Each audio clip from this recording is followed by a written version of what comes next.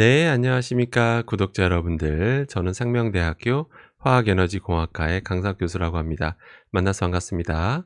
이번에 다룰 주제는 원래 다른 주제가 있었는데, 무슨 저와 관련된 신문 기사들이 조금 많이 나와가지고 그 관련돼서 또 오해하실 수도 있을 것 같아서 좀 보충 설명을 드리는 시간을 좀 가져보려고 합니다.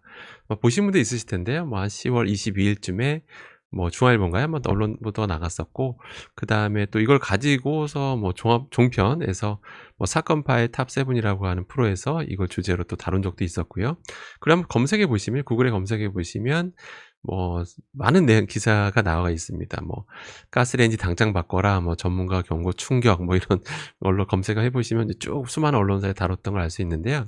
이건 뭐냐면 제가 어느 유튜브 채널에 출연을 했었는데, 거기서 했던 말들을 기반으로 이제 기사가 쓰여진 거다라고 보시면 되겠습니다. 그래서 제 그 채널을 꾸준히 보셨던 분들은 뭐 다 아실 텐데, 또 최근에 가입하신 분들은 좀 잘 모르실 수도 있을 것 같고, 그다음에 이 기사만 보면 좀 오해도 있을 만한 여지도 있어 가지고 좀 보충 설명을 드리도록 하겠습니다. 일단은 이 얘기 가스레인지에 대해서 위험성에 대해 얘기를 하고 있는데, 일단은 가스레인지는 켜는 것만으로도 유해 물질이 나오는 건 팩트입니다. 예, 그건 뭐 과학적 팩트고요. 일단은 이산화질소가 나올 수밖에 없어요. 그냥 가스레인지 켜는 것만으로도 자동차 배기가스에서 나오는 이산화질소가 똑같이 여기서도 나온다라고 보시면 되겠습니다. 이산화질소가 폐에 안 좋기 때문에 정부에서도 항상 대기질 관리할 때 신경 쓰는 그런 기체가 바로 이산화질소인데요. 그거 외에도 굉장히 유독가스라고 우리가 부르는 일산화탄소도 뭐 엄청난 양이 나오는 건 아니지만 조금씩 계속 나온다라고 꼭 기억하셔야 됩니다. 그러니까 순간적으로 산소가 모자란 순간이 생겨요. 이 주변에서, 불꽃 주변에서. 그다음에 순간적 불완전 연소가 약간 일어나요. 그럼 그때 아주 미량이지만 일산화탄소 좀 나온다라는 거. 그럼 그걸 계속 마시게 되면 그만큼 몸에 해롭다라고 보시면 되겠습니다. 그러니까 기사가 여기까지 나왔는데, 이것만 보면 뭐 가스레인지만 바꾸면 모든 게 해결될 것 같고 그렇게 오해할 수 있겠더라고요. 근데 그건 아니고, 전기레인지도 기본적으로 조심할 건 있습니다. 일단 전기레인지는 두 가지잖아요. 하이라이트와 인덕션이 있는데, 아까 그 가스레인지에서 말하는 어떤 뭐 이산화질소, 일산화탄소는 신경 쓰실 필요가 없습니다. 그래서 제가 가급적이면 전기레인지로 교체하라고 말씀드렸던 거고, 실제 뭐 저만의 의견이 아니고요. 미국 화학협회에서조차도 가스레인지를 켜는 것만으로도 유해가스가 너무 많이 나오니까 실제 전기레인지 교체를 이제 당부하는, 권고하는 그런 입장을 내기도 했었습니다. 그래서 캘리포니아 주는 이제 가스레인지를 아예 그냥 퇴출시키려는 그런 법안까지도 준비했었던 거죠. 자, 근데 전기레인지는 뭐가 문제냐면 역시 이런 것들 있잖아요. 전기레인지 켜는 것만으로는 뭐 전자파 정도인데, 근데 문제 이런 것들, 그냥 보시는 것처럼 지지고 볶고 튀기고 뭐 굽는 이런 것들 하게 되면, 당연히 높은 온도에서 이게 하게 되면, 여기서 높은 온도라는 거는 200도 이상에서 이제 지지고 볶고 튀기다 보면 뭐 유증기 많이 나오는 거는 뭐 말할 것도 없고, 그다음에 여러 가지 분해 생성물들이 공기 중으로 확 날아갑니다. 그거를 앞에 요리하신 분들은 굉장히 많이 들이마시게 되는 거죠. 그래서 전기레인지를 하더라도 이런 건 조심하셔야 돼요. 실제 급식 종사자분의 30% 이상은 이런 폐 이상 소견을 받은 바가 있습니다. 그래서 저런 걸 조리흉이라고 하는데, 조리흉은 최대한 들이마시지 않는 게 좋은 겁니다. 그래서 항상 요리할 때는 그냥 이것만 기억하세요. 항상 창문 열고 요리해야 된다. 하나만 여는 건 소용이 없고요. 반드시 두 군데 이상 여셔서 공기 순환이 잘 되게 하셔야지만 효과가 크다라고 보시면 되고요. 그다음에 제일 요리 자체를 가급적이 뭐 지지 볶고 튀기는 이런 거보다 그냥 끓이는 수준, 그리고 삶는 수준, 그리고 뭐 하게 되면 역시 크게 걱정하실 필요가 없다라고 기억하시면 되겠습니다. 자, 그다음에 신문 기사 두 번째인데요. 역시 유사하게 제가 어디 이제 유튜브 채널에 이제 출연했었는데, 그걸 가지고 이제 그 내용을 가지고 그대로 이제 기사가 나갔는데, 또 여러 언론사에서 다루다 보니까 여러 뭐 다음이나 네이버 포털에도 떴었나 봐요. 그래서 또 평소에 연락이 잘 안 되던 분들한테까지도 막 여러 연락이 오고 참 신기한 경험을 하긴 했습니다. 그래서 이제 혹시 이거 읽어보신 분들 많으실 텐데요. 또 이거에 대해 잠깐 보충 설명 좀 드리겠습니다. 뭐 제목은 되게 뭐 충격적으로 나왔죠. 전기밥솥에 쌀이 있으면 치매 위험, 전문가 경고 뭐 이렇게 나왔는데, 좀 설명드릴게요.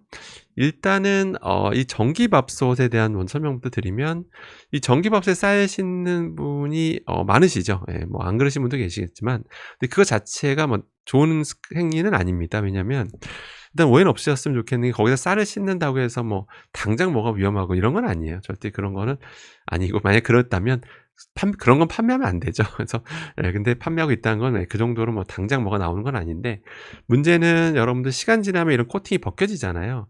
예 벗겨지는 거 다 보셨잖아요. 그게 근데 우리가 뭐 수세미로 빡빡 문지른다든지 저기다 쌀을 씻는다든지 하게 되면 점점 더 이게 잘 벗겨지게 됩니다.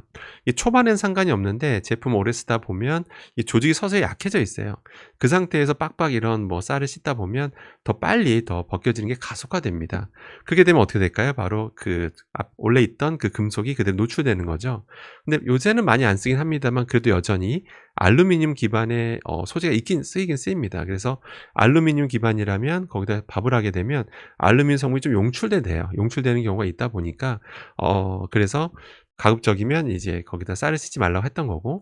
자 그런데 대부분 이제 요새는 스테인리스 기반이 참 많습니다. 스테인리스 기반의 내솥을 팔기도 하고 아니면 스테인리스 기반의 뭔가를 코팅하는 거죠. 근데 마찬가지 논리로 이제 그런 데 쌀을 씻고 뭐 이렇게 자꾸 하다 보면 점점 코팅이 얇아지고 결국엔 벗겨집니다. 근데 벗겨지면 뭐 이 프라이팬에서도 그런 건 보셨을 텐데 근데 이제 스테인리스는 노출돼 상관이 없지 않냐 이렇게 생각할 수가 있는데 스테인리스가 영원히 녹이 안 쓰는 건 아닙니다. 또 게다가 스테인리스는 등급이 여러 등급이 있어요. 등급이 굉장히 많습니다. 근데 어떤 거는 정말 되게 녹이 잘 안 쓰는 그런 것도 정말 있어요. 그런데 또 상대적으로 이제 등급이 낮은 것들은 상대적으로 녹이 더 잘 씁니다. 근데 문제는 여러분들이 그걸 모르신다라는 거예요. 여러분이 쓰시는 프라이팬이나 전기밥솥의 내솥이 이게 스테인리스가 어느 등급인지 여러분 대부분 다 모르시잖아요. 그러다 보니까 부식이 잘 일어난 소재일 수도 있어요. 등급일 수도 있기 때문에 좀 미연에 조심할 필요가 있는 거죠. 그래서 만약에 이게 노출된 상태에서 그 자체도 역시 문제가 되는 건 아닌데 인제 혹시라도 관리 잘못해서 그러니까 제대로 세척이 안 됐다든지 그래서 잔여 음식물들 눈에도 보이지 않을 정도의 잔여 음식물들이 남은 상태에서 보관되면 조금씩 부식이 일어나게 됩니다. 결국 부식을 가속화시키는 거거든요. 그래서 오랜 시간 쓰다 보면 자칫 등급이 낮은 경우는 관리 잘못하면 이런 부식이 일어날 수 있는 거죠. 부식된 상태에서 요리를 하거나 그렇게 하게 되면 니켈이나 크로뮴 같은 위험한 물질이 나오거든요. 크로뮴 같은 건 영향을 준다고 알려져 있습니다. 그렇기 때문에 정부 식약처에서도 "코팅이 벗겨지면 버려라. 교체해라."라고 당부하고 있는 겁니다. 저도 뭐 같은 입장이고요.